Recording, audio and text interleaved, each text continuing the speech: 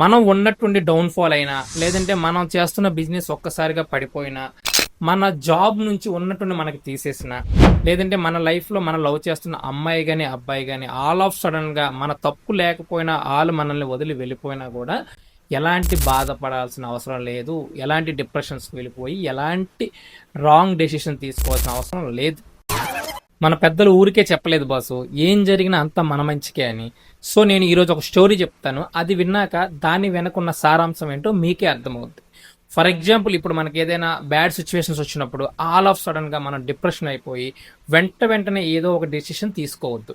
లేదంటే ఎవరైనా మనల్ని అవమానించినప్పుడు వెంటనే వాడి మీదకి పగలు ప్రతీకారాలని వెంటనే వాడి మీద రివెంజ్ తీసుకోవడానికి రెడీ అయిపోకూడదు. కొన్నిసార్లు చాలా ఓపికతో నిదానంగా ఉండాలి. బికాజ్ కొన్నింటికి కాలమే సమాధానం చెప్పుద్ది. సో ఇంకా లేట్ చేయకుండా స్టోరీని స్టార్ట్ చేద్దాం.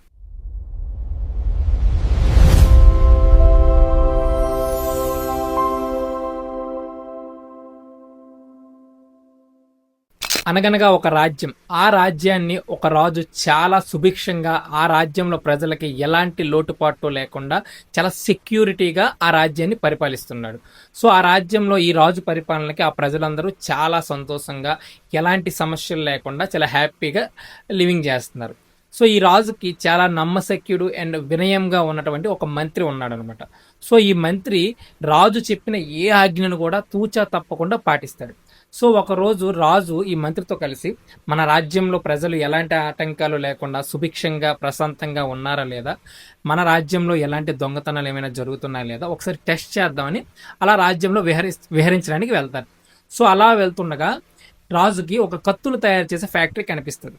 సో ఈ అందులో ఎలాగ తయారు చేస్తున్నారని చూద్దామని ఆ ఫ్యాక్టరీలోకి వెళ్ళి ఒక్కొక్క కత్తిని చాలా క్లియర్గా పరిశీలిస్తుంటాడు. సో అలా పరిశీలిస్తున్నప్పుడు ఒక షార్ప్ కత్తి రాజు చెయ్యికి తగిలి చిటికిలి వేని తెగి పడిపోద్ది అనమాట. సో వెంటనే అక్కడ ఉన్నటువంటి భటులు అందరూ కంగారుగా వచ్చి రక్త విపరీతంగా కారిపోతుంటుంది. వెంటనే కట్టు కట్టి ఫస్ట్ ఎయిడ్ చేసి ఎలాగో అలాగా రాజుకి అప్పటికప్పటికి రిలీఫ్ ఇవ్వడానికి ట్రై చేస్తుంటారు. కానీ అక్కడ ఉన్నటువంటి మంత్రి చాలా నిదానంగా అక్కడే అదంతా చూస్తూ రాజు దగ్గరికి వచ్చి చాలా ప్రశాంతంగా, రాజుగారు ఎందుకండి అంత కంగారు పడిపోతున్నారు, ఏది జరిగినా మన మంచికే, ఎలాంటి కంగారు పడకండి అని చెప్తారు. వెంటనే రాజుకి అది విన్నాక చాలా విపరీతమైన కోపం వచ్చేస్తుంది. ఏం మంత్రి, ఏం మాట్లాడుతున్నావు, నీకు ఏమైనా బుర్ర పోయిందా, నా చెయ్యి తెగిపోయి నేను ఎంత కంగారు పడుతుంటే బొట్టలు ఎంత నన్ను రిలీఫ్ చేయడానికి ట్రై చేస్తుంటే నువ్వు నిదానంగా వచ్చి నాకే వెటకారం చేస్తావా, నీకు గోరోజనం చాలా ఎక్కువ అయిపోయింది, నీకు ఇలా వదలకూడదని అక్కడ ఉన్నటువంటి బొట్టలకి వెంటనే ఒక ఆదేశం చేస్తాడు. వెంటనే ఈ మూర్ఖుడిని తీసుకెళ్లి జైల్లో బంధించండి, యావజ్జీవ కారాగార శిక్ష విధించేశాను, వీడికి ఇలాగే జరగాలని చెప్తారు. సో వెంటనే రాజు ఆజ్ఞ పాటించాలి కాబట్టి బొట్లు ఈ మంత్రిని తీసుకెళ్లి జైల్లో పెట్టేస్తారు. సో కొద్ది రోజులు అక్కడికి గడుస్తుంది అనమాట.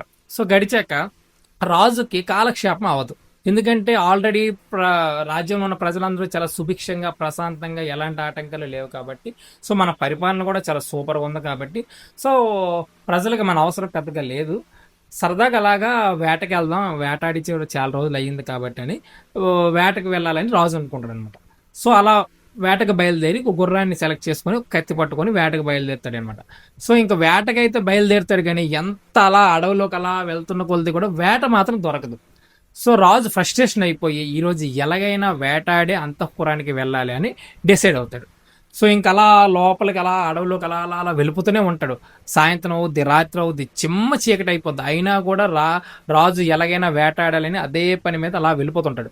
సో నైట్ అయ్యేసరికి వర్షం బీభత్సంగా స్టార్ట్ అవుద్ది. ఉరుములు, మెరుపులు, గర్జనలు, బీభత్సమైన వర్షం. ఈ చీకట్లో రాజు అంతఃపురానికి వచ్చి దారి మర్చిపోతాడు. సో పెద్ద వర్షంకి ఏమవుద్ది అంటే ఒక పెద్ద కొండ నుంచి కిందకి పడిపోతాడు, జారి పడిపోయి స్పృహ తప్పి పడిపోతాడు. సో అలా పడిపోయిన ఆ రాజు ఆ అడవిలో ఉన్నటువంటి నరమాంస భక్షక జాతికి దొరుకుతాడు. సో ఈ రాజును చూసిన వెంటనే ఆ నరమాంస భక్షపు జాతి ఈ రోజు మనకి ఫుడ్ శాంక్షన్ అయ్యిందని విపరీతమైన ఆనందంతో ఈ రాజుకి మొత్తం ఒళ్ళంతా కట్లు కట్టేసి ఆ వాళ్ళ గూడెం దగ్గర తీసుకెళ్ళిపోతారు. సో వాళ్ళ ఆచారం ఏంటంటే ఎవరైనా జంతువు కానీ మనిషి కానీ వాళ్ళకి దొరికితే వాళ్ళందరికీ దొరికిన వాళ్ళకి బలిస్తారనమాట. సో వాళ్ళ ఆచారం ప్రకారం బలిచ్చి ఆ రోజుకి ఎవరైతే దొరుకుతారో వాళ్ళని ప్రసాదంగా స్వీకరించి, అంటే ఓం ఫట్ స్వాహ అనమాట, అయిపోద్ది అక్కడితో పని. సో అలా అదే విధంగా రాజుకు కూడా సేమ్ ప్లానింగ్ ప్రకారం కొట్లు గిట్లు అంతా కట్టేసి బలి ఇవ్వడానికి రెడీగా చేస్తారు. సో ఇంతలో రాజుకి మెలకు వస్తుంది, చూస్తాడికి ఒక్కసారి కళ్ళు తిరిగి చూస్తాడికి చుట్టూ అడవి జనాలు కేకలు వేసుకుంటారు. వెంటనే మనోడికి సిచ్యువేషన్ అర్థమైపోద్ది.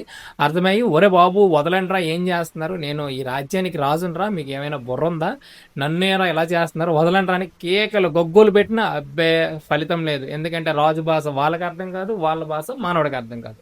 సో ఇంకా రాజుకి ఒక క్లారిటీ వస్తుంది, వీళ్ళు ఎలాగైనా నాకు బలిచ్చి ఈరోజు ఓం ఫట్ స్వాహా చేసేస్తారా నాయన, ఇంకా చేసేది ఏమీ లేదని ప్రాణాల మీద ఆశ వదులుకుంటాడు.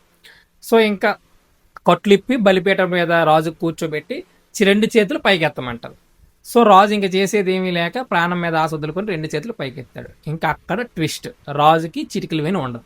వెంటనే దింపండి ఈ మూర్ఖుడికి, ఇలాంటి అంగవైకల్యం ఉన్న మూర్ఖుడికి ఎవడరా తీసుకొచ్చాడు, ఇలాంటి అంగవైకల్యం ఉన్న మూర్ఖుడు మన బలికి పనికొస్తాడా, వెంటనే వీడిని దింపండి రాని ఆ బలిపేట నుంచి కిందకి దింపుతారు. అరే మూర్ఖుడ, నువ్వు మాకు అసలు పనికిరావు, నువ్వు అంగవైకల్యంతో ఉన్నావు కాబట్టి నిన్ను బలిస్తే మాకే అపరాధం, వెంటనే ఇక్కడ నుంచి పరిగెట్టి వెళ్ళిపోరా అని అంటారు. ఏకైనా రాజుకు దొరికిందే తొనమని పరిగెడతాడు. ఇక అడవి నుంచి అంతఃపురం వరకు ఎక్కడ ఆకుండా పరిగెట్టుకొని వెళ్తాడు. ఇక అంతఃపురంకి వెళ్ళి పరిగెట్టి వెళ్ళి వెంటనే మంత్రికి ఏ జైల్లో అయితే బంధించాడో అక్కడికి వెళ్ళి వెంటనే జైలు దగ్గర నుంచి జైలు ఓపెన్ చేసి మంత్రికి కలుస్తాడు. అయ్యో మంత్రి, నువ్వు ఆ రోజు చెప్పావు, నేను ఏదో అనుకున్నాను, ఆ రోజు నా చిటికలు వెంత తెగిపోతే నువ్వు అంతా మన మంచికే అన్నావు, నేను నిన్ను కోపంతో జైల్లో పెట్టేశాను, నిజానికి అది నా మంచి జరిగింది అని అడవిలో జరిగిన వృత్తాంతం మొత్తాన్ని మంత్రికి వివరిస్తాడు. సో అప్పుడు మంత్రి నిదానంగా, మీకు ముందే చెప్పాను కదా రాజుగారు, ఏం జరిగినా మన మంచికే అని, కంగారు పడకూడదండి, అన్నింటికీ కాలమే సమాధానం చెప్పొద్దు అని చెప్తాడు. అప్పుడు రాజు, సరేనయ్యా, నా చిటికలు వేని తెగిపోయింది కాబట్టి అడవి నుంచి నేను ప్రాణాలతో బయటపడ్డాను, నాకు మంచి జరిగింది, మరి నీకు నేను జైల్లో పెట్టేశాను కదా, మరి నీకేం మంచి జరిగింది, నువ్వెందుకు ఇంత ప్రశాంతంగా ఉన్నావంటే, అది కూడా నా మంచికేనండి అని చెప్తాడు. రాజుకి ఏం అర్థం కాదు, ఏం మంత్రి నువ్వేం మాట్లాడుతున్నావు, దీని వెనకున్న అసలు అర్థం ఏంటో నాకు కొంచెం క్లియర్గా ఎక్స్ప్లెయిన్ చెయ్యి అని చెప్తాడు. సో అప్పుడు మంత్రి నిదానంగా, ఒకవేళ గనక నేను జైల్లో ఉండకపోయి ఉంటే మీతో నేను రావాల్సి వచ్చేది వేటకి, అవునా కాదా రాజుగారు అంటే, అవును, నేను ఎక్కడికి వెళ్తే నేను అక్కడ తీసుకెళ్తాను కదా అంటే, సో మీతో పాటే నేను అడవికి వచ్చి ఉంటే యాజ్ ఇట్ ఈస్గా ఆ నరమాంస భక్షక జాతికి మనం దొరికిపోయి ఉంటే అంగవైకల్యం ఉన్న మిమ్మల్ని విడిచిపెట్టి ఫిట్గా ఉన్న నన్ను బలిచ్చేవాళ్ళు అని చెప్తారు. ఓహో అని రాజుకి అర్థమవుద్ది. సో నన్ను జైల్లో పెట్టడం వల్ల నాకే మంచి జరిగింది కదా రాజుగారు అని చెప్తాడు. సో అప్పుడు రాజుకి దీని వెనకున్న వృత్తాంతం అర్థమయ్యి ఏది జరిగినా అంతా మన మంచికే, ఇమీడియట్లీగా దేనికి రియాక్ట్ అవ్వకూడదు అని అర్థమవుద్ది.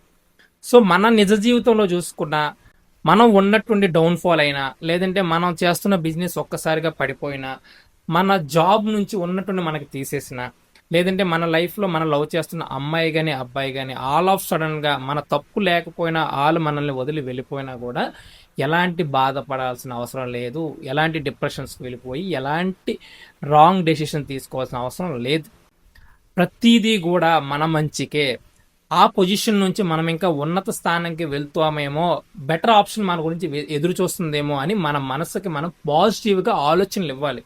సో అలా ఆలోచిస్తే మన లైఫ్ జర్నీలో ఏది జరిగినా అంతా మన మంచికే అనే ఒక స్ట్రాంగ్ నమ్మకం మనకు ఏర్పడుతుంది.